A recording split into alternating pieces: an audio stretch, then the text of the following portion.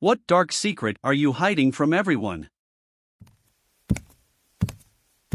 I witnessed my fiance's suicide last year. I moved states afterwards and started a new life. My coworkers, clients, and new friends call me the sunshine of whatever room I walk into, but I'm completely dead inside. Even though I choose to fake it, I resent them for not seeing how fucked up I am. Damn, I can't imagine being in your situation. I know you feel fucked up, but I hope you realize you're important too. I have a secret fantasy life, populated with imaginary friends. It started in grade school, and I have continued all my life. I am in my 50s now, and still prefer to be alone in my imaginary world instead of being with family or friends. I can't even tell my psychiatrist because I am afraid he will lock me up or give me drugs to make it all stop. This sounds like maladaptive daydreaming. It's not dangerous or a sign of needing to be locked up.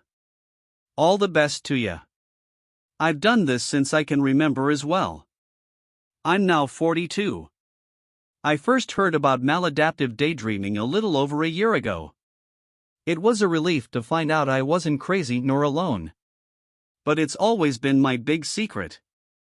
Last Christmas, Eileen, my sister, and I don't have the same father and are technically half-sisters.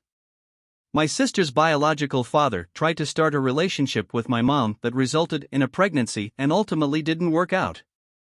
That biological father is dead now, but I didn't probe any further about his identity or how he died in case it was something traumatic for my mom to remember. So she raised my sister as a single mother at my grandma's house in the 80s, then she met my father and they started dating, and it worked out because they got married in the 90s, moved into a new house, and a short time after that I was born. She told me never call my sister my half-sister and just pretend all of this doesn't matter because she's my sister and I'm keeping it that way, and if anyone asks about the 10-year age gap I just tell them it's a long story. My sister is technically a half-sister as well, but the way we grew up she is 100% my sister and neither of us ever uses the word half when referring to the other. I'm the spitting image of my grandpa on my dad's side. Both my parents are almost a foot shorter than me, but I'm almost the same height as him. When my mother got sick when I was a kid, my grandpa went to visit her daily for extended periods of time in the hospital. In his final months, she did the same. After he passed, we found out he kept a whole other family on the side in secret too. Looking back at my dad's military deployment history, it would also be dicey if she could have gotten pregnant by him around the appropriate time. Based on a collection of various hunches, I'm fairly convinced I'm the product of an affair between my mother and supposed grandfather. More disturbingly, this would probably be one of the most light-hearted revelations about my family. So your dad is actually your half-sibling? Probably, unfortunately. Not that I'd ever bring it up. Don't need even more drama in the mix. Plus they're so old, I don't really care what they did decades ago, even if it resulted in me. When I was young, probably around age 9 or 10, I was walking home with my dog from a house around the block when he cut the corner and walked diagonally through the yard of this super mean old lady who lived at the end of your street. She was in her yard at the time tending to these really fancy-looking rose bushes she had growing in beds along the border with her neighbor. My dog was a very friendly golden retriever who didn't even really come near her and certainly didn't do anything threatening, but she sprayed the fuck out of him with some kind of insecticide or other chemical she was using on her roses. I ran back home with the dog and hosed him off. He coughed a bunch, but seemed otherwise fine. I didn't tell my parents because somehow I thought I was going to get into trouble for letting the dog walk in her yard. I'm glad I didn't tell them, though, because I decided that night to sneak downstairs, out the half-bath window, and down the street to her yard where I cut down every goddamn rose bush I could get my hands on. I'm convinced a neighbor poisoned our family dog. We got her when I was in 2nd grade, the poisoning happened when I was in college. They left notes on our door threatening to hurt the dog if she shit in their yard again, but our dog never went to their yard. Anyhow, she fell very ill very fast. She was in intense pain from her insides. She'd let out screams in pain. I don't know if you have ever heard a dog scream, that's the best I can describe it. It wasn't a cry, howl, or bark, it was a haunting scream. She couldn't get comfortable. I'd hold her to try to comfort her and she'd be okay for a few seconds and then another scream. We had to put her down. It was the only humane thing to do. I was devastated. It was like losing a sibling. It still hurts, and this was almost 20 years ago. Not long after that, our area had a natural disaster. The whole city was flooded. We moved back in pretty quickly. BC. My dad was a carpenter, but most people took longer to return, including that neighbor. Let's just say, every snake, reptile, rat, or any other nasty creature that my crazy dad came across, and there was a lot due to the disaster, was brought straight to their yard and inside their house. 4 months.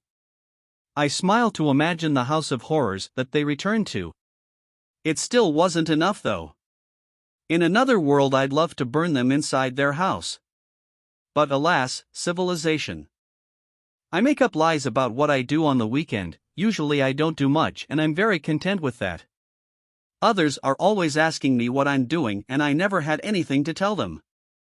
I make up lies to get out of phone calls or plans. Saying I'm out of town or with friends. I love just being left alone. I wish there was a way to explain this to people in a way that can be understood.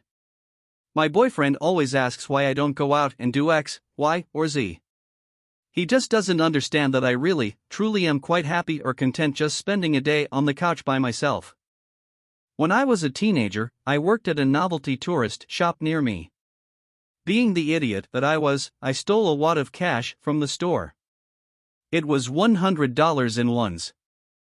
I told nobody, but they knew it was missing. Right about the same time, a coworker who was always trying to get me fired was telling someone she got about $100 in tips from her other job. They ended up firing her because they didn't trust that it wasn't her. Not super dark, but mine is also stealing from my employer. It was a seasonal job and they told people if you came back next season you'd get a raise. Next season I got a 50-cent per hour raise and mentioned it to a couple other people who had also returned, who it turned out didn't get a raise. They went and complained to the boss, who then took my raise back and gave them each 25-cent raises.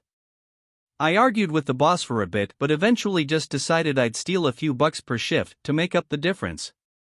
I've struggled with disordered eating for at least a decade. It ebbs and flows. I know it's unhealthy, but the toxic part of me loves the feeling of being empty. Several years ago, it was really bad. I was at my lowest weight ever. I had brain fog, difficulty breathing. When I started eating again, my stomach would get really bloated even if I only ate a small amount. I gained weight in the last year or so and my depression and anxiety got really bad for a while. My family thinks I don't want to spend time with them. However, I just wanted to stay home because trying on my clothes and the idea of being in public made me want to kill myself. It was easier on me mentally to just stay home. I can feel myself slipping back into my old disordered eating habits, unfortunately. 2 years ago, one of my best friends and I went halfsies on a fuck ton of Xanax. On June 8th, we both took Xanax from the batch we split. I woke up, he didn't. No one knows I had anything to do with the drugs that killed him, and I don't know if I can ever bring myself to tell someone. I know where my missing friend is. She ran away 2 years ago and her family is still looking for her. She texted me after the first year. She's in Los Angeles.